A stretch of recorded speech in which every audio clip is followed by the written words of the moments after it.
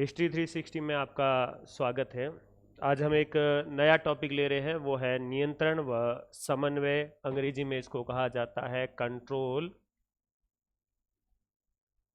Control and coordination.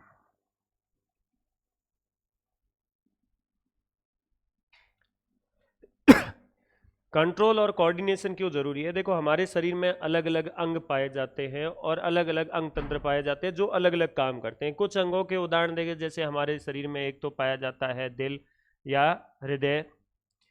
दिल क्या करता है, हृदय क्या करता है? तो शरीर में रक्त को पंप करता है, खून को सप्लाई करता है अलग अलग अंगों तक। हृदय के अलावा हमारे शरीर में पाए जाते हैं फेफड़े। फेफड़े क्या करते हैं? तो फेफड़े शरीर में ऑक्सीजन है, उस ऑक्सीजन की सप्लाई को मेंटेन रखने का काम करते हैं, गैसेज का आदान प्रदान करते हैं। गैसेज कौन सी? और कार्बन डाइऑक्साइड है, उसको शरीर से बाहर निकालते हैं और ऑक्सीजन को शरीर के अंदर लेते हैं फेफड़े। ऐसे ही हमारे पाचन तंत्र है। पाचन तंत्र में कौन कौन से आ जाते हैं? तो पाचन तंत्र में आ जाता है एक तो आमाशय, पेट, और आमाशय के अलावा छोटी आंत, बड़ी आंत। तो आमाशय और छोटी आंत दोनों को ही लिख देते हैं, आमाशय और छोटी आंत। और इन छोटी आंत में क्या होगा? भोजन का पाचन होगा, और भोजन से आपके शरीर को क्या मिलेगी? ऊर्जा मिलेगी। ऐसे ही अपने किडनी ले लेते हैं, और किडनी क्या काम करती है? तो किडनी शरीर में वेस्ट मटेरियल को बाहर निकालने का काम करती है, यानी कि शरीर में किसका कार्य करती है? उत्सर्जन का कार्य करती है। अगर आपस में ये लड़ने बैठ जाए तो दिल कहे कि सब सब सर्वे सर्वा मैं ही हूँ, मेरे बिना तो कुछ नहीं है। अगर मैं काम करना बंद कर दूं तो शरीर काम करना बंद कर देगा। जब दिल ये कह रहा है तब तक फेफड़े कह देते हैं कि भाई अगर हमने ऑक्सीजन नहीं ली तो क्या काम आएगा। जैसे हर बार मैं कहता हूँ कि भाई लोग कहते हैं कि वो प्यार के बिना जीवित नहीं रह सकते। प्यार मतलब किस में पाया जाता है? दिल में पाया जाता है। कि तेरे लिए मेरे दिल में प्यार है, तो दिल में प्यार नहीं है, दिल में क्या होता है? खून होता है। तो प्यार के बिना जीवित नहीं रह सकते, लेकिन हम कहते हैं कि oxygen is more important, oxygen ज्यादा जरूरी है उससे। और ऑक्सीजन लेने का काम कौन करते हैं? फेफड़े। अगर फेफड़े ना दे दे तो कि आज हम हमारे हड़ताल है साहब, हम तो ऑक्सीजन लेंगे ही नहीं। अगर ऑक्सीजन नहीं ले तो राम नाम सत्य क्या हो जाएगा? तय हो जाएगा। या फिर पाचन तंत्र कह दे कि मेरे बिना तो तुम लोगों का कोई अस्तित्व नहीं है, क्योंकि मैं अगर खाना है उसका भोजन का पाचन करके आपको पोषक पदार्थ उपलब्धि नहीं करवाऊं तो आपको ऊर्जा कहाँ मिलेगी? ताकत ही नहीं मिलेगी। ताकत नहीं मिलेगी तो कोई काम के नहीं। तब तक किडनी कहेगी कि शरीर में अगर वेस्ट मटेरियल को बाहर नहीं निकाले, जो यूरिन बनता है, मूत्र बनता है, अगर उसको शरीर से बाहर नहीं निकाले तब भी आदमी मर जाएगा। तो ये अगर सारे के सारे अलग अलग लड़ने बैठ जाए कि मैं ही सबसे ज़्यादा महान हूँ, मैं सबसे ज़्यादा बड़ा हूँ, तो फिर तो गड़बड़ हो जाएगा। तो इनके बीच में क्या करना पड़ेगा? एक तो इनको कंट्रोल करना पड़ेगा, कहना पड़ेगा कि नहीं तुम सारे बराबर हो, और फिर इन सभी को साथ में लेके चलना पड़ेगा। जैसे अपने स्कूल में होता है, स्कूल में अगर प्रिंसिपल स्कूल में नहीं हो तो सारे मास्टर अपने खुद को क्या समझने बैठ जाते हैं? प्रिंसिपल समझने बैठ जाते हैं। फिर वो किसी का एक दूसरे का बात ही नहीं मानते। लेकिन प्रिंसिपल होता है तो सभी टीचर को कंट्रोल करके रखता है, और साथ में सभी टीचरों के बीच में समन्वय का काम करता है। कोई काम आया है तो किस टीचर को देना है, और इस टीचर की हेल्प कौन करेगा। तो ऐसे काम करने का कार्य कौन करेगा? तो वो करेगा आपके प्रिंसिपल या हेडमास्टर। उसी तरह अपने इन शरीर में भी क्या चाहिए? इन अंगों का हेडमास्टर चाहिए, कंट्रोल करने वाला चाहिए। अगर कंट्रोल नहीं किया जाएगा आपस में लड़ बैठेंगे, झगड़ बैठेंगे, और अगर ये आपस में लड़ने बैठ गए तो फिर तो आदमी का काम तमाम है, वो राम नाम सत्य होना तय है। तो इसीलिए इन अंगों के को कंट्रोल करना और नियंत्रण करना, यही क्या कहलाएगा? यही कहलाएगा नियंत्रण और समन्वय। इसका काम करेगा कौन? हमारे शरीर में ये नियंत्रण और समन्वय का काम कौन करता है? यानी कि हेडमास्टर है, इसका काम कौन करेगा? तो भाई स्कूल में दो जने होते हैं, एक तो हेडमास्टर होता है और एक कौन होता है? प्रिंसिपल होता है। ठीक है, 8th क्लास तक है या फिर 5th तक तो हेडमास्टर कहा जाता है, और उसके बाद है वो कौन होता है? प्रिंसिपल होता है। दो जने होते हैं। तो इसी तरह हमारे शरीर में, ठीक है, हमारे शरीर यानी कि मानव शरीर है, इस मानव शरीर में एक तो कंट्रोल की जरूरत है, मानव शरीर में नियंत्रण की जरूरत है, कंट्रोल की जरूरत है, नियंत्रण व समन्वय।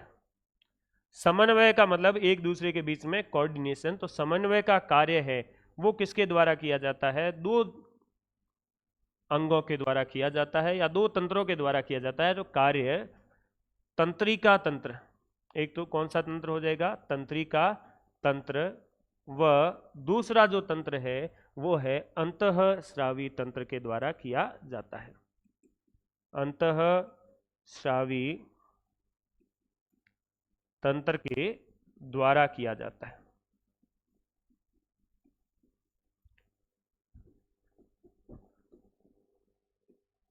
तो कुल मिला के इस टॉपिक में हमें पढ़ना क्या है, तो इस टॉपिक में हमें इन दोनों के बारे में ही पढ़ना है। एक तो तंत्रिका तंत्र के बारे में पढ़ना है और एक किसके बारे में पढ़ना है, अंतःस्रावी तंत्र के बारे में। अब तंत्रिका तंत्र के बारे में जब हमारे शरीर में पढ़ रहे हैं, जंतुओं के शरीर में पढ़ रहे हैं, तो ये जंतुओं का नियंत्रण और समन्वय हो जाएगा। अब सबसे बड़ा जंतु कौन है, तो हम ही है, ठीक है, हम जंतु है, ढोर नहीं कह सकते, ठीक है, ढोर थोड़ा सा क्या है भाई कहेंगे कि इंटेलिजेंट प्राणी नहीं है, तो हम है जंतु, लेकिन कैसे है, इंटेलिजेंट है, बुद्धिमान जंतु है। तो नियंत्रण और समन्वय का कार्य किसके द्वारा किया जाएगा, तो तंत्रिका तंत्र के द्वारा किया जाएगा, और किसके द्वारा किया जाएगा, अंतःस्रावी तंत्र के द्वारा किया जाएगा। इसमें सबसे पहला जो हम तंत्र ले लेते हैं वो कौन सा होगा, तंत्रिका तंत्र, या फिर इसको क्या कहा जाता है, नर्वस सिस्टम कहा जाता है, तंत्रिका तंत्र।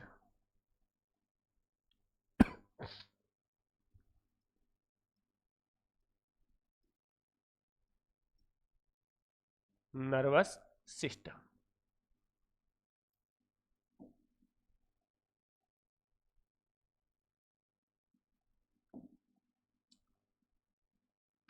तो पहला तंत्रिका तंत्र, तंत्र का मतलब क्या है, तो तंत्र का मतलब है कुछ अंगों का समूह। भाई तंत्र का मतलब पहले ही क्या होगा, तंत्र का मतलब होगा कुछ अंगों का समूह। इसका मतलब हमारे तंत्रिका तंत्र में क्या पाए जाएंगे, कुछ अंग पाए जाएंगे। अंग किससे मिलकर बनते हैं, तो अंग मिलते हैं उत्तकों से मिलकर, और उत्तक किससे मिलकर बनते हैं, कोशिकाओं से।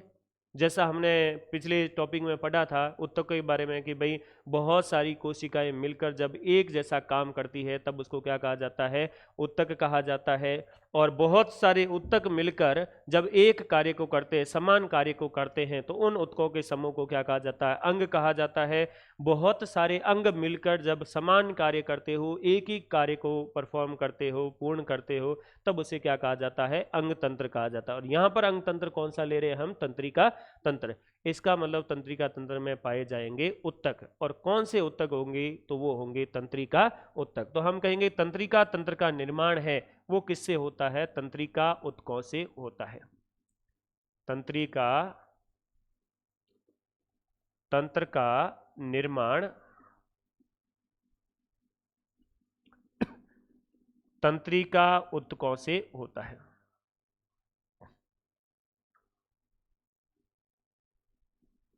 तंत्रिका उत्तकों से होता है।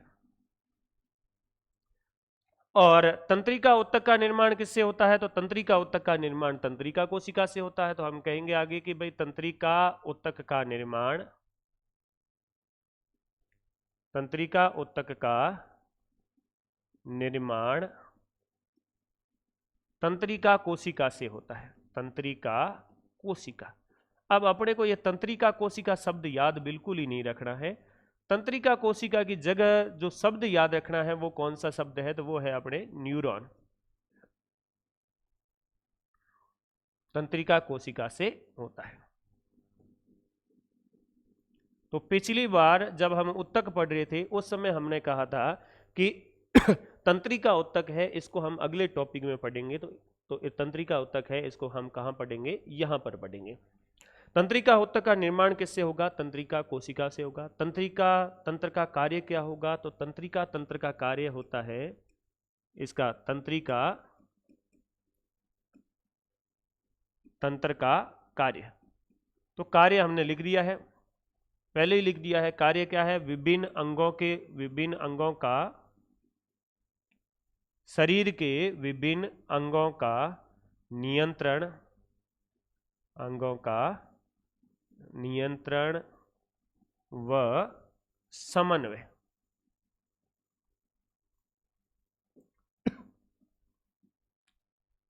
यानी कि कंट्रोल और कोऑर्डिनेशन का कार्य करते हैं। अलग अलग अंग है, उनके बीच में एक तो कंट्रोल का कार्य करेगा, नियंत्रण का कार्य करेगा, और दूसरा किसका कार्य करेगा, समन्वय का कार्य करेगा। और साथ में हम ये कहेंगे कि ये जो तंत्रिका तंत्र ही है जो हमारे शरीर को बाहरी वातावरण से जोड़ता है। बाहरी वातावरण में क्या क्या हो रहा है ये शरीर को कौन बताएगा? ये तंत्रिका तंत्र को बताएगा कि बाहर अब सर्दी पड़ने वाली है, गर्मी लग रही है, गर्मी पड़ने वाली है, या फिर बाहर है वो आपके अच्छी अच्छी मिठाइयाँ रखी हुई है, बाहर कुत्ता काटने के लिए आ रहा है। तो ये बाहर वातावरण में जितनी भी क्रियाएं हो रही है इस क्रिया को शरीर को बताने का कार्य किसका होगा? तंत्रिका तंत्र का होगा। तो एक तो तंत्रिका तंत्र का कार्य क्या होगा? विभिन्न अंगों का नियंत्रण और समन्वय। दूसरा इसका कार्य होगा शरीर के आंतरिक अंगों को बाह्य वातावरण से जोड़ना। आंतरिक अंगों को बाह्य वातावरण से जोड़ना। वातावरण से जोड़ना। बाहरी जो वातावरण है उससे जोड़ने का, यानी कि बाहरी वातावरण में क्या क्या कार्य हो रहा है ये कौन बताएगा? तो ये हमारे शरीर को बताने का कार्य करेगा तंत्रिका तंत्र। इसके अलावा इसका एक और कार्य है, वो है मुख्य कार्य। इसका है मुख्य कार्य उद्दीपन अनुक्रिया है। उद्दीपन अनुक्रिया, ये इसका मुख्य कार्य है कि उद्दीपन अनुक्रिया। अब ये उद्दीपन क्या होता है? उद्दीपन या फिर इसको इंग्लिश में स्टिमुलाई कहा जाता है। तो ये स्टिमुलाई या उद्दीपन होता क्या है किसे कहते हैं? आपने जब बीएड वगैरह कर रहे थे उस समय पावलो का सिद्धांत पढ़ा था। पावलो का शास्त्रीय अनुबंधन सिद्धांत, या फिर उसको उद्दीपन अनुक्रिया सिद्धांत कहा जाता है, जिसमें उन्होंने क्या किया? कुत्ते के सामने भोजन रखा, और जैसे ही कुत्ते के सामने भोजन रखा कुत्ते के मुंह में क्या आ गई? लार आ गई। तो ये एक स्वाभाविक अनुक्रिया थी, और इसके लिए उन्होंने क्या दिया? भोजन दिया। तो भोजन क्या कहलाएगा? उद्दीपन कहलाएगा। वातावरण में होने वाला ऐसा कोई भी परिवर्तन, कोई भी चेंज, अपने अड़ोस पड़ोस में होने वाला ऐसा कोई भी चेंज जिसके लिए हमारा शरीर रेस्पॉन्स देता हो, शरीर है वो हरकत करता हो, उसे क्या कहा जाता है? उद्दीपन कहा जाता है। जैसे मान लीजिए आपके किसी ने सुई चुभो दी, तो ये सुई क्या कहलाएगी? उद्दीपन कहलाएगी। आपका हाथ गर्म तवे के टच हो गया तो गर्मी है वो किसका कार्य करेगी? उद्दीपन का कार्य करेगी। आपके सामने कोई बाटा फेंक दे, पत्थर फेंक दे, तो पत्थर को देखेंगे आप, तो पत्थर देखते ही ऐसे तो है नहीं कि सर उसके आगे रख दोगे कि ले भाई आ जा तो लग जा, ऐसे तो हम करेंगे नहीं। हम क्या करेंगे? उस पत्थर से दूर हट जाएंगे। अब दूर हटेंगे तो ये पत्थर है, ये किसका काम करेगा? उद्दीपन का। क्यों? क्योंकि आपने, आपके शरीर ने हरकत की इस उद्दीपन के खिलाफ या इस चेंज के खिलाफ। बाहर सर्दी पड़ रही है, आपका शरीर है उसके लिए हरकत करेगा। तो ऐसा कुछ भी जो वातावरण में परिवर्तन हुआ है और उसके कारण आपके शरीर ने हरकत की है, तो वो क्या कहलाएगा? उद्दीपन कहलाएगा। बाहर है वो काजू कतली गुलाब जामुन घेवर रख दिया जाए आपके सामने, आप देखोगे, देखते ही आपके मुंह में क्या आ जाएगा? पानी आ जाएगा। यानी कि आपको क्या मिला है? आपको मिला है उद्दीपन, और आपने क्या की है? अनुक्रिया। और मुंह में पानी आना एक स्वाभाविक अनुक्रिया है जो कि पावलो ने की थी, किसमें? कुत्ते में। फिर पावलो ने तो आगे और किया, और क्या किया कि भाई घंटी बजाई साथ में अगली बार, और फिर रोटी दी तो कुत्ते के मुंह में पानी आ गया। अब डेली यही प्रयोग करता रहा, वो करता रहा, तो कुत्ते के दिमाग में ये सेट हो गया कि जब भी घंटी बजेगी मुझे क्या मिलेगा? खाना मिलेगा। और घंटी, अगली बार उन्होंने क्या किया? सिर्फ घंटी बजाई और खाना दिया नहीं। लेकिन घंटी बजी तब कुत्ते के दिमाग में तो ये था कि मुझे क्या मिलेगा? खाना मिलेगा। तो घंटी को उसने उद्दीपन ले लिया और अनुक्रिया क्या कर दी? मुंह में लार आना। तो वो मुंह में लार आ गई, किसके कारण? घंटी के कारण। जबकि आनी किसके कारण चाहिए थी? रोटी के कारण। और ऐसा भी होता है हमारे कि जैसे ही बच्चे तैयार रहते हैं लंच के लिए, भाई रेस्ट होती है स्कूल की, रेस्ट होते कि उन्हें पता है कि इतने बजे घंटी बजेगी और घंटी बजते ही रेस्ट होगी और हमें खाना खाना है। तो अगर आपने घंटी उस टाइम बजा दी है और खाना भले ही तैयार नहीं हो, वो जो अपने मिड डे मील तैयार नहीं हो, फिर भी उनके मुंह में क्या आ जाएगा?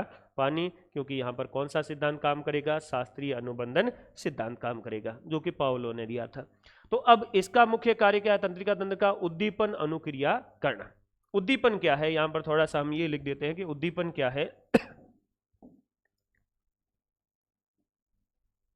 उद्दीपन उद्दीपन है वातावरण में होने वाला, वातावरण में होने वाला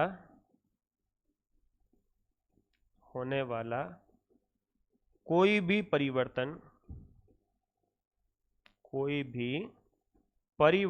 जिसके लिए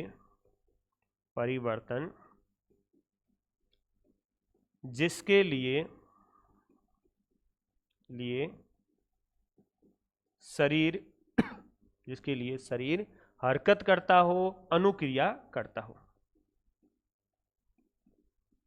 अनुक्रिया मतलब इसको क्या कहा जाता है? रेस्पॉन्स कहा जाता है, रेस्पॉन्स देता है। ठीक है, अनुक्रिया करता हो, रेस्पॉन्स देता हो। अब रेस्पॉन्स का मतलब क्या होता है? रेस्पॉन्स का मतलब होता है जवाब देना। पहले हम क्या है कि थोड़े अंग्रेजी में बड़े कमज़ोर होते थे, और 10वीं में पढ़ रहे थे, तब हमारे एक मास्टर साहब थे, वो अंग्रेजी पढ़ाते थे, और कोई प्रश्न पूछते थे, नहीं आता, हम चुपचाप बैठे रहते थे, वो हमेशा यही कहते थे, रेस्पॉन्स दो, रेस्पॉन्स दो। अब वो उस समय ये रेस्पॉन्स का मतलब, ये हमें यहाँ तक पता नहीं था, थोड़े अंग्रेजी में ज़्यादा ही कमज़ोर थे, कि रेस्पॉन्स का मतलब होता है जवाब देना। अब वो बार बार बोलते थे रेस्पॉन्स दो, रेस्पॉन्स दो। अब एक छोरे ने बोल दिया कि सर बाजार में तो रेस्पॉन्स मिला ही नहीं, अब देख कहाँ से आपको। तो रेस्पॉन्स क्या है? रेस्पॉन्स का मतलब है कि जवाब देना। शरीर क्या करता है? अनुक्रिया करता है। तो वातावरण होने वाला कोई भी परिवर्तन है उसको क्या कहा जाता है? उद्दीपन कहा जाता है।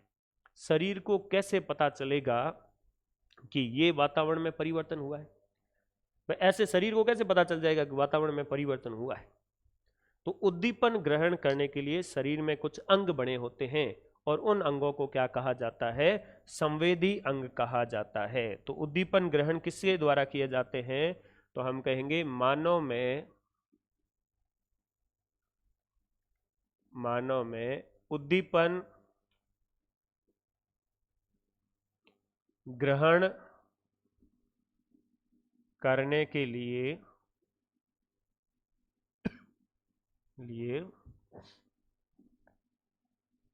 5 संवेदी अंग पाए जाते हैं,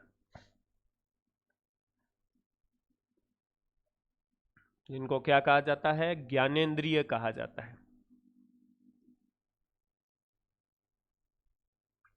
5 संवेदी अंग पाए जाते हैं।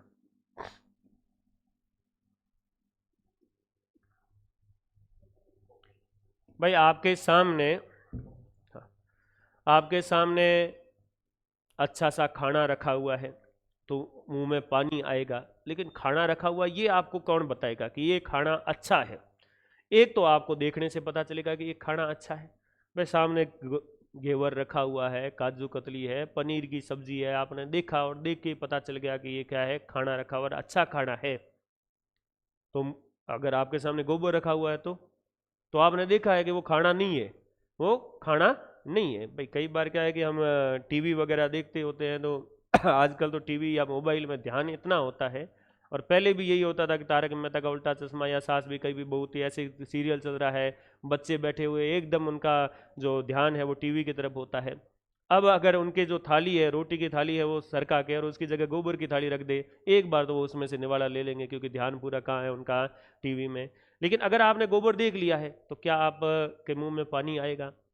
ऑब्वियस बात है, नहीं आएगा। क्यों? क्योंकि आपके आंखों ने देखा है, और देखा है मतलब उद्दीपन ग्रहण किसने किया है? आंखों ने। क्या सिर्फ आंखों से ही पता चल जाएगा? एक और चीज़ है, आपको क्या आएगा? अच्छी सी सुगंध आएगी। अच्छा खाना बना हुआ है, पनीर की सब्जी है, या फिर आपके चाय बनी हुई है, बहुत शानदार चाय बनी हुई है, तो उसकी क्या आएगी? मस्त सुगंध आएगी। तो सुगंध से आपको पता चल जाएगा कि हाँ ये चीज़ कैसी होगी? टेस्टी होगी। अब टेस्टी होगी ये कैसे पता चलेगा? भाई आंखों से देखा कि अच्छा खाना है, मुंह में पानी आ गया, और नाक है उसने सुगंध ली, और सुगंध लेने से आपने कह दिया कि टेस्टी होगी। लेकिन टेस्ट किससे आएगा? जब आप जीभ पर टेस्ट करोगे, टच करोगे, तभी तो आएगा टेस्ट। तो ये टेस्ट लेने का काम कौन करेगा? जीभ करेगी। इनकी जीभ ने क्या किया है? उद्दीपन को ग्रहण किया है। नाक ने उद्दीपन को ग्रहण किया है। अब कहीं पर है वो कोई फटाके वटाके बज रहे हैं, कैसे पता चलेगा कि फटाके बज रहे हैं? या कुत्ता भौंक रहा है और आपको लगा कि ये कुत्ता तोड़ सकता है, तो कैसे लगेगा? जब कुत्ता भौंकेगा तब पता चलेगा कि हाँ कुत्ता है। और ये भौंकना किससे सुनाई देगा? कान से सुनाई देगा। तो कान है वो ग्रहण कर रहे हैं। और कुत्ते ने काटा, ये कैसे पता चलेगा? ये कैसे पता चलेगा? जब आपके चमड़ी के टच होगा, स्पर्श होगा। तो ये सारे के सारे अंग है, ये कौन से अंग कहलाते हैं? संवेदी अंग या ज्ञानेंद्रिय कहलाती है, जिनको कहा जाता है रिसेप्टर। अंग्रेजी में कहा जाता है रिसेप्टर।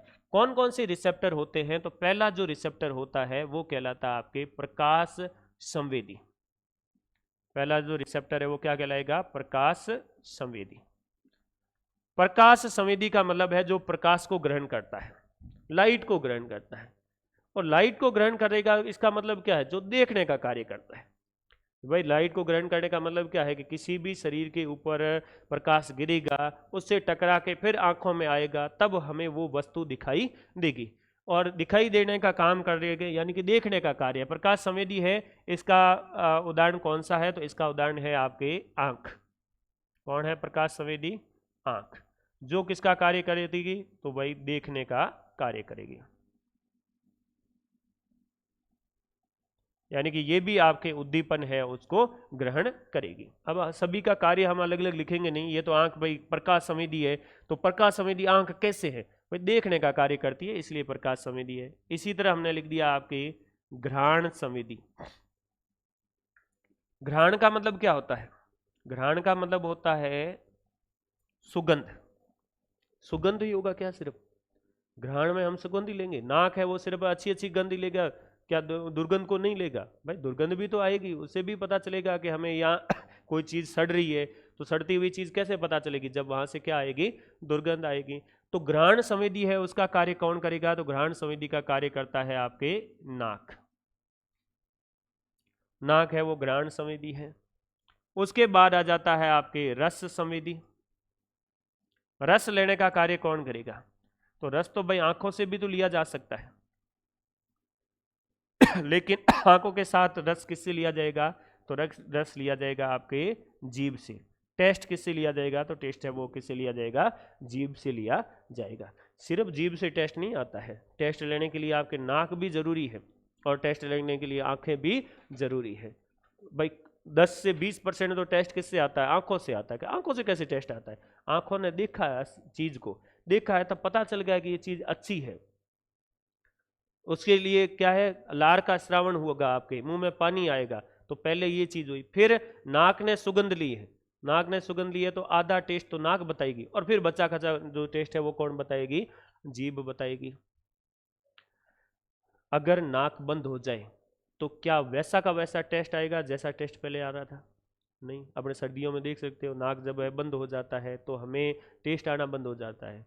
या फिर कोरोना में देखा ही होगा कि कोरोना में है, कोरोना की तो सबसे ज्यादा पहचान ही क्या आती कि टेस्ट आना क्या हो जाता था? बंद हो जाता था।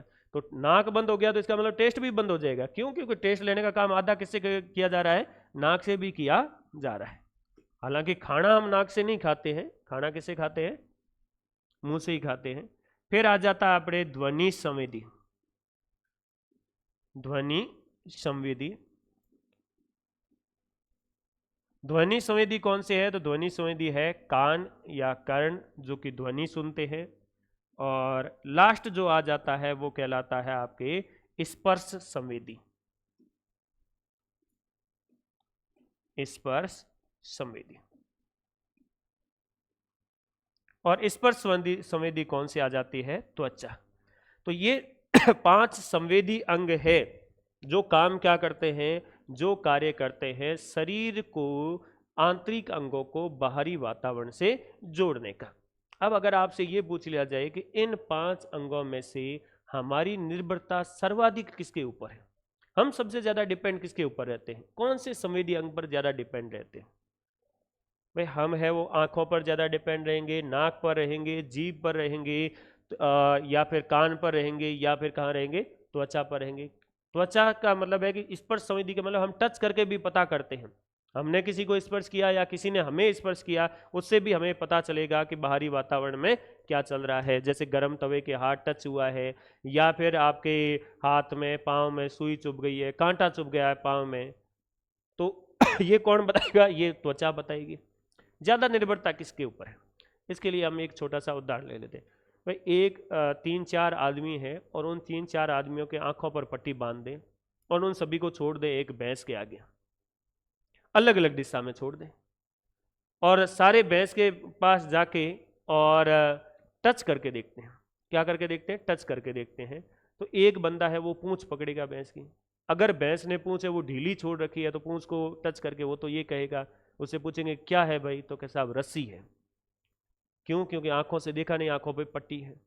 एक जना है वो उसने भैंस की टांग पकड़ ली, अब भैंस एक जगह खड़ी है, टांग पकड़ी हुई है, तो वो कहेगा कि साहब ये तो क्या है, खूंटा है।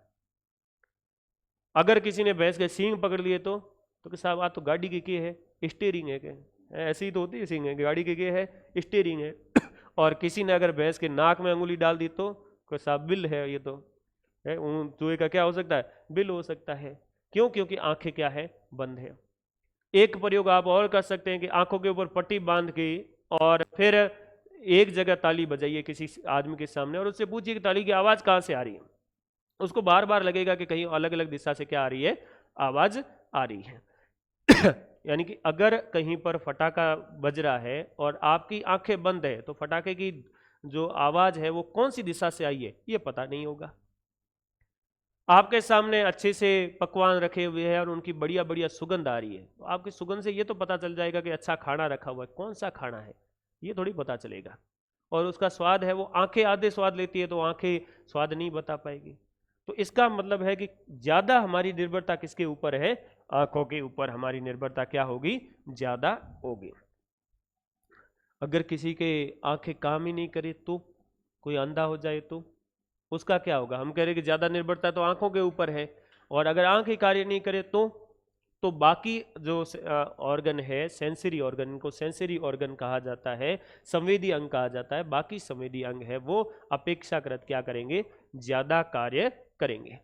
ठीक है, बाकी जो सेंसरी ऑर्गन है वो ज्यादा कार्य करने लग जाएंगे जिनके आंखें कार्य नहीं कर रही। तो प्रकाश संवेदी अंग्रेजी में इसको कहा जाता है फोटो रिसेप्टर। फोटो मतलब प्रकाश होता है, रिसेप्टर मतलब रिसीव करने वाले, ग्रहण करने वाले। तो प्रकाश को ग्रहण करने वाले होते हैं आंख। घ्राण संवेदी, ठीक है, इनको अंग्रेजी में कहा जाता है ऑल फैक्ट्री रिसेप्टर। रस संवेदी है, इसको आपके टेंगो रिसेप्टर कहा जाता है। ध्वनि संवेदी, ध्वनि मतलब फोन, फोन को रिसीव करते हैं, फोनो रिसेप्टर कहा जाता है अंग्रेजी में। और स्पर्श संवेदी को आपके थिग्मो रिसेप्टर कहा जाता है। ये तो अलग अलग अंग्रेजी में क्या हो गए, नाम हो गए। अब हमने कहा कि भाई हमारा जो तंत्रिका तंत्र है वो तंत्रिका तंत्र किससे बनता है, तंत्रिका कोशिका से बनता है।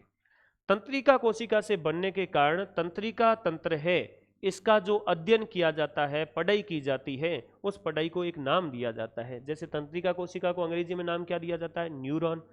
हमारे क्या है कि शरीर में, शरीर के जितने भी अंग हैं उन अंगों की पढ़ाई करने के लिए आपने एक अलग ब्रांच ही बना दी है, साइंस की ब्रांच बना दी है।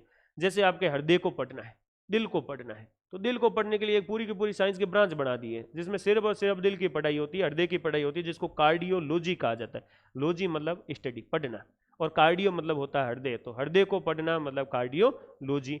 हड्डियों को पढ़ना है, हड्डियों को ऑस्टियो कहा जाता है, बोन्स कहा जाता है या ऑस्टियो भी कहा जाता है, तो इसको बोल लिया जाता है ऑस्टियोलॉजी। अब अगर कोई आदमी है जिसके समस्या क्या है, समस्या है दिमाग संबंधी, या उसकी जो तंत्रिका तंत्र है वो अच्छी कार्य नहीं कर रहा है, उसके शरीर पे खुद का कंट्रोल नहीं है, नियंत्रण नहीं है, तो उसको आप हॉस्पिटल में कौन से वार्ड में दिखाओगे या कौन से डॉक्टर के पास दिखाओगे, तो डॉक्टर होगा न्यूरोलॉजिस्ट। और जो वार्ड होगा वो कौन सा होगा, न्यूरोलॉजी वार्ड होगा। तो तंत्रिका तंत्र का जो अध्ययन है वो क्या कहलाता है, तंत्रिका तंत्र का अध्ययन न्यूरोलॉजी कहलाता है। तो अगला लाइन हम ये लिखेंगे, तंत्रिका तंत्र का अध्ययन, अध्ययन न्यूरोलॉजी कहलाता है।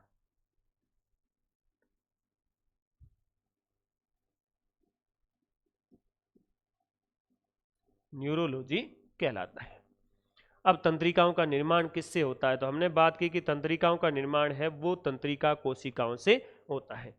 तो ये जो संवेदी अंग है, इन संवेदी अंग से सूचनाएं ग्रहण करने का कार्य है वो किसके द्वारा किया जाएगा। तो संवेदी अंग है, उनसे सूचनाओं को ग्रहण करने का कार्य है वो किसके द्वारा किया जाएगा, तंत्रिका कोशिकाओं का द्वारा किया जाएगा। तो संवेदी अंगों से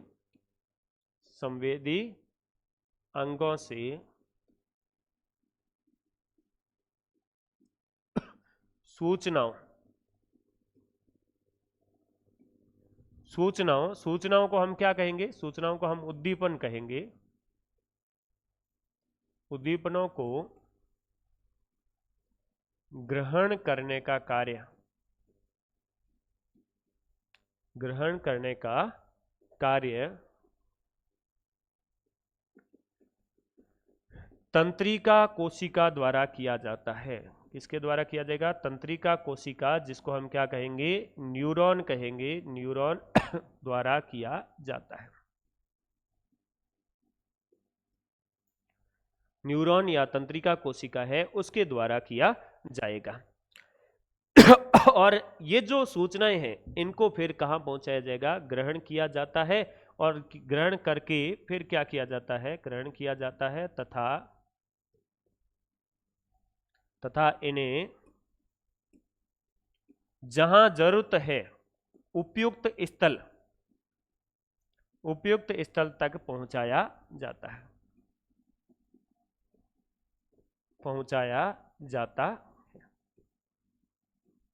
मतलब जहां इनकी जरूरत होती है, इन सूचनाओं को कहां काम में लिया जा सकता है। हर सूचना की अलग अलग जगह जरूरत होगी, तो जिस सूचना को जिस जगह जरूरत होगी वहां तक पहुंचाने का कार्य है वो किसके द्वारा किया जाएगा?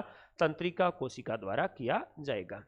तंत्रिका कोशिका क्या है भाई? सूचना पहुंचाने के लिए अपने टेलीफोन वगैरह है, उसमें क्या लगे होते हैं? वायर लगे होते हैं, और वायर से हम सूचना एक जगह से दूसरी जगह पहुंचाते हैं। इसी तरह तंत्रिका कोशिका हमारे शरीर में किसका काम करती है? वायर का काम करती है। बहुत सारे वायर फैले होते हैं पूरे के पूरे शरीर में जो कि सूचनाओं को ग्रहण करके और एक आपके सेंटर तक पहुंचाते हैं।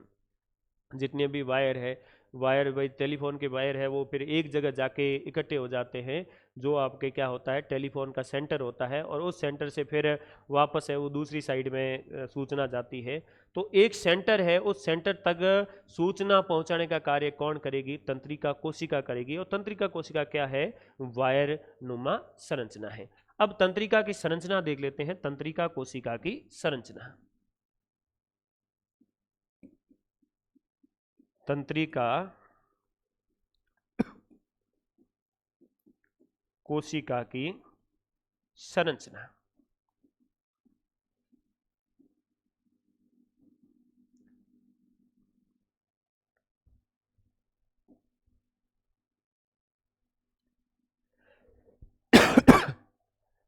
तंत्रिका कोशिका की संरचना से प्रश्न कैसे पूछे जाते हैं? इसके कुछ तंत्रिका कोशिका के भाग है। पूछ लिया जाता है कि निम्न में से कौन सा तंत्रिका कोशिका का भाग नहीं है, या तंत्रिका कोशिका में ये कार्य किसके द्वारा किया जाता है? अलग अलग कार्य है, तो कि ये कार्य किसके द्वारा किया जाता है? ऐसे प्रश्न पूछ लिए जाते हैं। एक चीज है यहाँ पर कि तंत्रिका कोशिका है वो शरीर की सबसे लंबी कोशिका होती है। पहले तो है कि तंत्रिका कोशिका क्या है? शरीर की सबसे लंबी कोशिका, सबसे लंबी कोशिका होती है। अब एक तंत्रिका कोशिका की संरचना कैसी होती है? अगर आप एक तंत्रिका कोशिका को देखोगे तो देखने पर कैसी दिखाई देगी? तो देखने पर एक तंत्रिका कोशिका कुछ इस तरह की दिखाई देती है, ये इस तरह के। अगर इसको आप सही ढंग से देखोगे तो पता चलेगा कि ये तंत्रिका कोशिका है वो आपको दिखाई दे रही है एक पेड़ के जैसी। किसकी जैसी दिखाई दे रही है? पेड़ के। पेड़ के जैसी कैसे? कि ये सा पेड़ का हो गया है तना, ये पेड़ की क्या हो गई है? जड़ें हो गई है। इसके बाद ये पेड़ की क्या हो गई? अलग अलग शाखाएं हो गई। पेड़ जैसी संरचना होती है। तो हम कह सकते हैं कि एक तंत्रिका कोशिका की संरचना कैसी होती है? पेड़ जैसी संरचना होती है। तो यहां लिखेंगे तंत्रिका कोशिका की संरचना, इसकी संरचना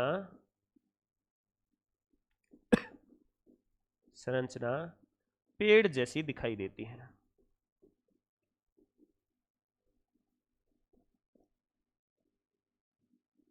इसकी संरचना कैसी होती है? पेड़ जैसी होती है। अब एक तंत्रिका कोशिका है, इस तंत्रिका कोशिका में कौन कौन से भाग है और उन भागों का क्या क्या कार्य है? तो देख लेते हैं तंत्रिका कोशिका के कौन कौन से भाग हैं। सबसे पहला ये जो भाग है एक तंत्रिका कोशिका का, कौन सा? ये वाला, यहां वाला जो भाग है ये पूरा, इस भाग को कहा जाता है कोशिका काय। कोशिका काय, काय मतलब काया, शरीर। ठीक है, कोशिका का शरीर, कोशिका काय काय मतलब क्या हो जाएगा, काया हो जाएगा। काया मतलब शरीर, कोशिका की बॉडी, सेल बॉडी कहा जाता है अंग्रेजी में इसको, सेल बॉडी या कोशिका काय कहा जाता है। काया जानते हो भाई, अपने गाना भी चलता था ना, काया ने श्रृंगार कोई लेडी परमंडली मत जाई जे रे। तो ये काया मतलब क्या है, बॉडी या शरीर। तो ये कोशिका काय है। कोशिका काय में क्या क्या पाया जाता है, कोशिका काय में आपके दो चीजें पाई जाती है। इसके अंदर की साइड में ये जो गोल गोल है ये तो क्या है, तो ये है आपके केंद्रक। तो कोशिका काय में एक तो क्या पाया जाता है, केंद्रक पाया जाता है जो कोशिका को कंट्रोल करता है, और एक इसके अंदर पूरा का पूरा भरा होता है पानी। यहां पर क्या भरा होता है, पानी भरा होता है, और इस पानी को कहा जाता है कोशिका द्रव्य। कोशिका द्रव्य। तो ये दो चीजें क्या पाई जाती है, कोशिका काय में पाई जाती है। फिर देखो कोशिका काय यानी बॉडी है, इस बॉडी के ऊपर बाल निकले होते हैं। ये देखो बाल जैसी संरचना है, इन बाल जैसी संरचना है, इनको क्या कहा जाता है, तो ये जो संरचनाएं होती है इनको कहा जाता है आपके डेंड्रॉइड्स। क्या कहा जाता है, डेंड्रॉइड्स कहा जाता है, या फिर इसको कहा जाता है द्रुमाछय, द्रुमाश्म या फिर द्रुमाछय। अपने हिंदी वाला शब्द अभी काम का कोई है नहीं, पहले हिंदी वाले शब्द पूछे जाते थे। अब आजकल अंग्रेजी में डेंड्रॉइड है, हिंदी में इसको ऐसे लिख दिया जाता है, डेंड्रॉइड्स लिख दिया जाता है। ये बाल जैसी संरचना है। ये क्या करती हैं, कुत्ते के कान होते हैं, कोई भी हलचल होती है बाहर वातावरण में, कुत्ते के कान तुरंत क्या हो जाते हैं, खड़े हो जाते हैं। वातावरण में कोई भी हलचल होगी, हमारे इसके बाल है वो क्या हो जाएंगे, खड़े हो जाएंगे। किसके बाल, कोशिका, जो तंत्रिका कोशिका है जिसको न्यूरॉन कहते हैं, इस न्यूरॉन के बाल है वो क्या हो जाएंगे, खड़े हो जाएंगे। तंत्रिका कोशिका है उसको क्या कहा जाता है, न्यूरॉन कहा जाता है। ये ध्यान रखना, तंत्रिका कोशिका की संरचना में हम क्या लिख रहे हैं, न्यूरॉन लिख रहे हैं। ये किसकी संरचना है, ये न्यूरॉन की संरचना है। आपको नाम कौन सा याद रखना है, न्यूरॉन ही याद रखना है। तंत्रिका कोशिका की संरचना मतलब किसकी संरचना है, न्यूरॉन की। तो ये न्यूरॉन हो गया। अब इसमें जैसे भी कोई वातावरण में चेंजेज होगा, बदलाव होगा, उस बदलाव को ग्रहण करने का कार्य किसके द्वारा किया जाएगा, डेंड्रॉइड्स के द्वारा किया जाएगा। ये डेंड्रॉइड्स बाल खड़े हो जाएंगे। बाल खड़े होके क्या करेंगे, जो भी सूचना मिलेगी, अब वो सूचना को पहले तो पैक किया जाएगा, लिखा जाएगा कागज पे। अब कागज पे नहीं लिखा जाएगा, कागज पे लिख के सूचना पहुंचा रहे हैं और आगे जाके किसी ने कागज फाड़ दिया तो गड़बड़ हो जाएगा ना, सूचना आगे पहुंचेगी नहीं। भाई आगे कोई रखा हुआ अच्छा सा के गुलाब जामुन रखा हुआ है, उसने कागज पे लिखा गुलाब जामुन और जीभ के पास पहुंचा रहा था कि गुलाब जामुन है तुझे खाना है और अच्छा टेस्ट आएगा, किसी ने बीच में ही कागज फाड़ दिया तो गड़बड़ हो जाएगा। इसलिए यहाँ पर सूचना को किस में बदला जाता है, विद्युत संकेतों में, इलेक्ट्रिक करंट में बदला जाता है। करंट की क्या खासियत है, वायर में करंट जाता है, आपने जैसे ही स्विच दबाया करंट तुरंत है वो चला जाएगा। यहाँ स्विच दबाया पंखा तुरंत है वो क्या हो जाएगा, स्टार्ट हो जाएगा। तो ऐसे ही जैसे ही यहाँ पर कोई आपके गर्म तवा, जैसे गर्म तवा टच हुआ, टच होते ही यहाँ पर क्या बनेगा, करंट बनेगा, और वो करंट कहाँ जाएगा, इधर आगे की ओर जाएगा। सबसे पहले सूचना को ग्रहण करने का कार्य है वो किसके द्वारा किया जाता है, डेंड्रॉइड्स के द्वारा किया जाता है, द्रुमाछय के द्वारा किया जाता है। फिर देखो ये जो कोशिका काय है, इस कोशिका काय से एक ये धागेनुमा संरचना निकलती है, और इस धागेनुमा संरचना को क्या नाम दिया जाता है, तो इस धागेनुमा संरचना को नाम दिया जाता है एक्सॉन। एक्सॉन क्या नाम दिया जाता है, एक्सॉन नाम दिया जाता है, या एक्सॉन भी कहा जाता है। एक्सॉन पढ़ो या फिर क्या कहो, एक्सॉन कहो। ये क्या करता है, ये इस जो आपके विद्युत संकेत थे, करंट था, अब करंट यहां तो बना है, इस करंट को आगे भी तो ले जाना पड़ेगा, तो आगे वायर है वो आगे लंबा होता है, तो ये करंट को ले जाने वाला क्या है, वायर है, आगे लेके जाता है। और वायर लंबा सा वायर है, इस लंबे से वायर को क्या कहा जाता है, एक्सॉन कहा जाता है। जो सूचना किस में होती है, करंट में होती है, विद्युत के रूप में होती है, विद्युत आवेग कहा जाता है। तो विद्युत आवेगों को कोशिका काय से कहां तक लेके जाती है, तंत्रिका कोशिका के अंतिम सिरे तक। ये जो कहलाता है यहां पर, ये है आपके तंत्रिका कोशिका का अंतिम सिरा। ये तंत्रिका का क्या कहलाता है, तंत्रिका का अंतिम सिरा कहलाता है, अंतिम सिरा या लास्ट भाग कहलाता है, तंत्रिका का अंतिम सिरा। यहां तक कौन लेके जाएगी, एक्सॉन। अब करंट जा रहा है आगे, तो वायर के ऊपर अगर आपके रबड़ नहीं हो तो क्या होगा, तो करंट लीकेज हो सकता है। इस लीकेज को बचाने के लिए वायर के ऊपर क्या लगा होता है? रबड़। देखो देखो यहां पर ये भी क्या लगा होता है? रबड़ लगा होता है। ये एक कुचालक आवरण होता है जो विद्युत आवेग है उसके नष्ट होने को रोकता है, उसके लीकेज को रोकता है, और इसको क्या कहा जाता है? तो इसको कहा जाता है माइलिन आच्छद। क्या कहा जाता है? माइलिन सीध कहा जाता है इंग्लिश में, और हिंदी में क्या कहा जाता है? आच्छद कहा जाता है। तो माइलिन आच्छद लगे होते हैं। और माइलिन आच्छद के बीच में छोटे छोटे जॉइंट भी है, तो इन जॉइंटों को एक रेनवियर का नोड कहा जाता है, जो अपने इंपॉर्टेंट नहीं है। फिर यहाँ देखो ये जो एक्जॉन है ये लास्ट में जाके देखो अलग अलग छोटे छोटे वायरों में और डिस्ट्रीब्यूट हो गया है, और इनको कहा जाता है तंत्रिका का अंतिम सिरा, या फिर इनको नाम दिया जाता है एक्जॉन टर्मिनल। टर्मिनल का मतलब होता है अंतिम बिंदु, तो एक्जॉन का अंतिम बिंदु कहा जाता है। अब एक तंत्रिका कोशिका का जो अंतिम बिंदु है वो दूसरी तंत्रिका कोशिका के किससे जुड़ता है? आपके डेंड्रॉइड से जुड़ता है। किससे जुड़ता है? डेंड्रॉइड से जुड़ता है। तो हम लिखेंगे तंत्रिका कोशिका में 3 भाग होते हैं। तंत्रिका कोशिका के 3 भाग होते हैं। कोशिका के 3 भाग होते हैं। पहला भाग कौन सा हो जाएगा? तो पहला भाग हो जाएगा कोशिका काय। कोशिका काय, अंग्रेजी में इन्हें क्या करें साहब? Cell body. Cell body. और कोशिका काय में क्या पाया जाता है? तो हम कहेंगे कि इसमें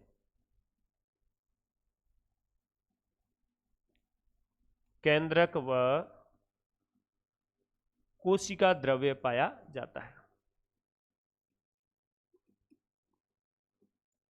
कोशिका द्रव्य पाया जाता है।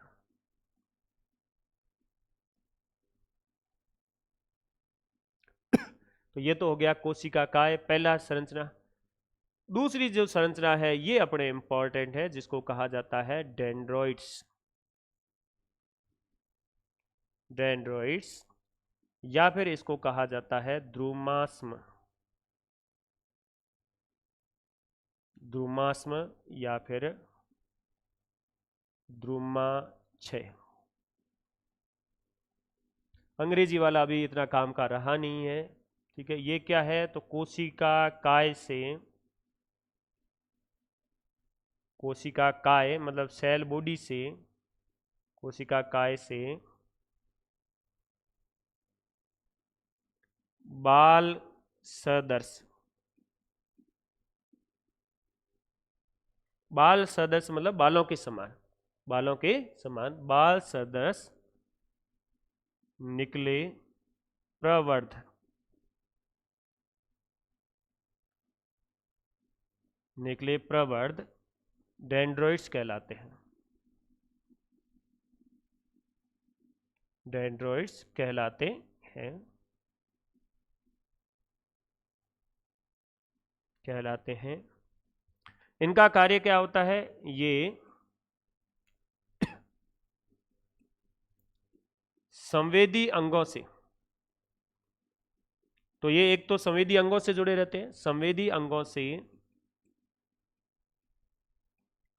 सूचना को ग्रहण करके, को ग्रहण करके उन्हें विद्युत संकेतों, विद्युत संकेतों या फिर इसको क्या कहा जाता है? विद्युत आवेग, विद्युत आवेगों में परिवर्तित कर देते हैं।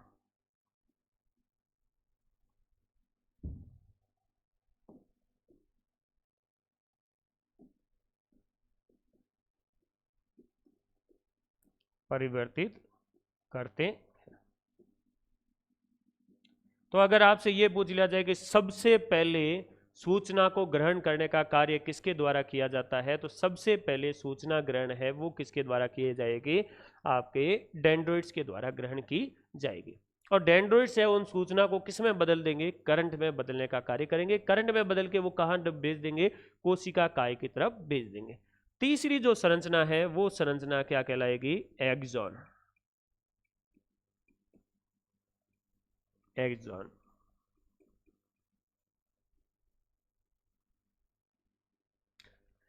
क्या है एक्सॉन?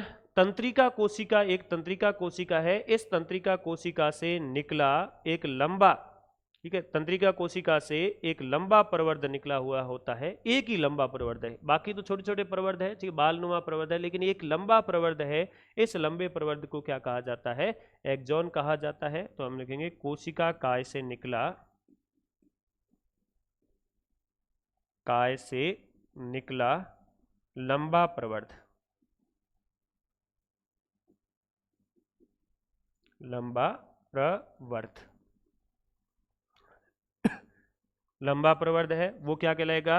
एक्सॉन कहलाएगा। काम क्या होगा एक्सॉन का? तो ये क्या करेगा? कोशिका काय से, कोशिका काय से विद्युत आवेगों को, विद्युत आवेगों को तंत्रिका, अब तंत्रिका कोशिका की जगह अब हम न्यूरॉन ही लिख देते हैं, क्योंकि आपको याद तंत्रिका कोशिका रह जाएगा तो गड़बड़ रहेगा। आपको न्यूरॉन लिखना है, याद रखना है। तो न्यूरॉन के अंतिम सिरे तक पहुंचाता है, अंतिम सिरे तक ट्रांसफर करता है। ट्रांसफर लिख दो या पहुंचा दो, कोई एक ही बात है, ट्रांसफर करता है। ये इसका मुख्य कार्य है। अब इसके ऊपर क्या पाए जाते हैं? तो इसके ऊपर पाए जाते हैं माइलिन शीथ। एक चीज ध्यान रखना कि सबसे लंबी दूरी तक, सर्वाधिक लंबी दूरी तक आवेगों का संचरण कौन करता है? तो आवेगों का संचरण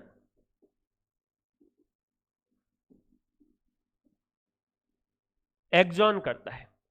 एक्सॉन है वो सर्वाधिक लंबी दूरी तक क्या करता है? आवेगों का संचरण करता है, या आवेग है उसको ट्रांसफर करता है। और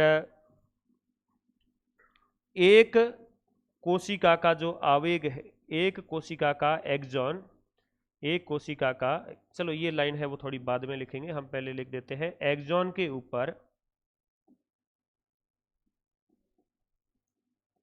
एक्सॉन के ऊपर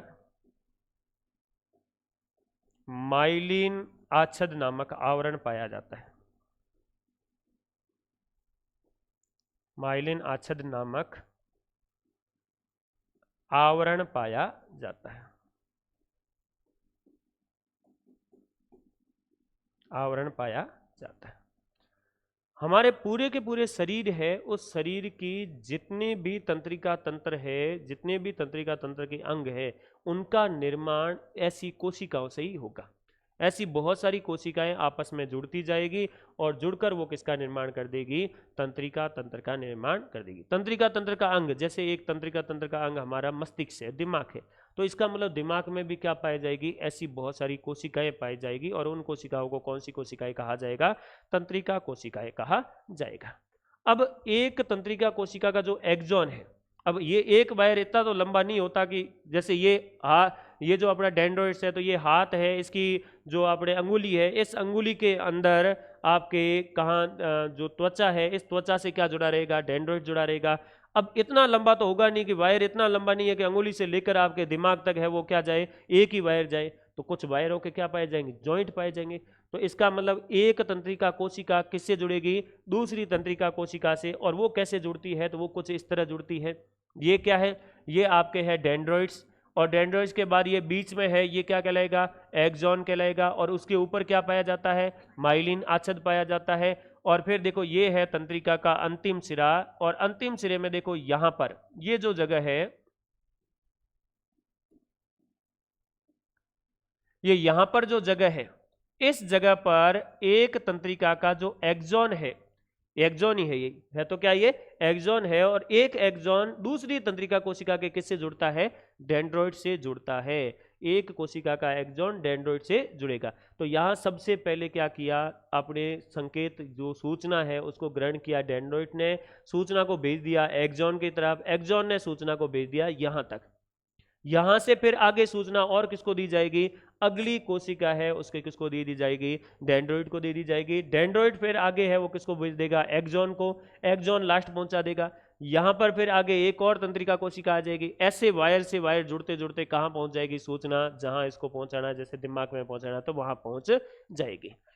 अब जब यहां पर देखो दो तंत्रिका कोशिका आपस में जुड़ती है तो जुड़ने की जगह जो बीच में अब एकदम ये टच नहीं होती, थोड़ी सी दूर रह जाती, थोड़ा सा गैप रह जाता है, ये ऐसे गैप पाया जाता है यहाँ पर, दोनों टच नहीं। ये क्या है, ये एक कोशिका का एक्सॉन है और ये दूसरी कोशिका का क्या है, डेंड्रोइड से। इनके बीच में थोड़ा सा क्या पाया जाता है, गैप, और ये गैप ही ध्यान रखना है, इस गैप को क्या कहा जाता है, सिनेप्स कहा जाता है। क्या कहा जाता है, सिनेप्स, या फिर इसको कहा जाता है सिनेप्टिक दरार,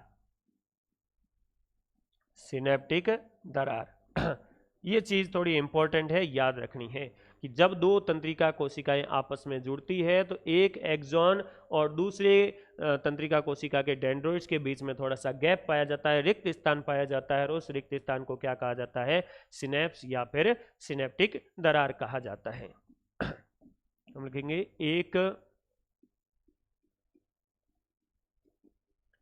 तंत्रिका का एक्सॉन, एक्सॉन दूसरी न्यूरॉन के डेंड्रोइड से जुड़ता है, डेंड्राइट से जुड़ता है, जुड़ता है, कनेक्ट होता है। और ऐसे दूसरी न्यूरॉन का जो एक्सॉन है वो तीसरी न्यूरॉन के किससे जुड़ेगा, डेंड्रोइड से जुड़ेगा। एक्सॉन व, अब ये लाइन थोड़ी सी इंपॉर्टेंट है, एक्सॉन व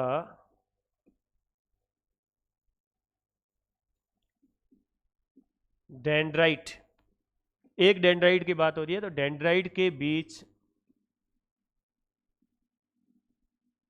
बीच में कुछ खाली जगह पाई जाती है, रिक्त स्थान पाया जाता है, रिक्त स्थान पाया जाता है, जिसे जिसे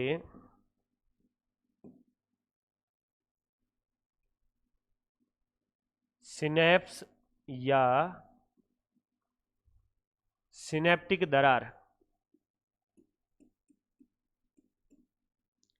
सिनेप्टिक दरार कहते हैं।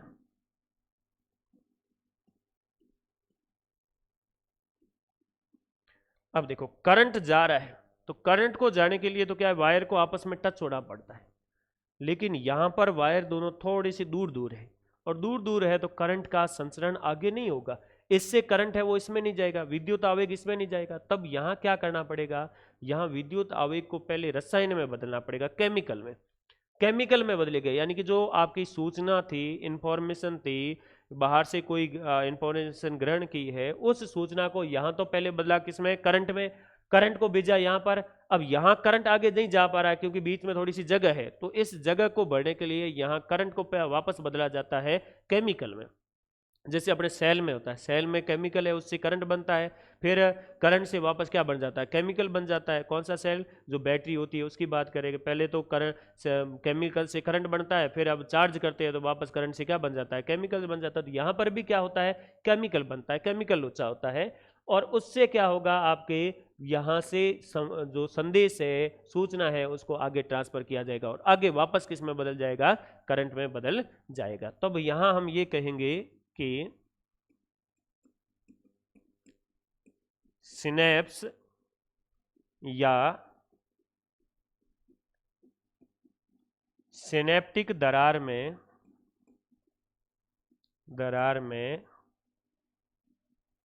विद्युत आवेग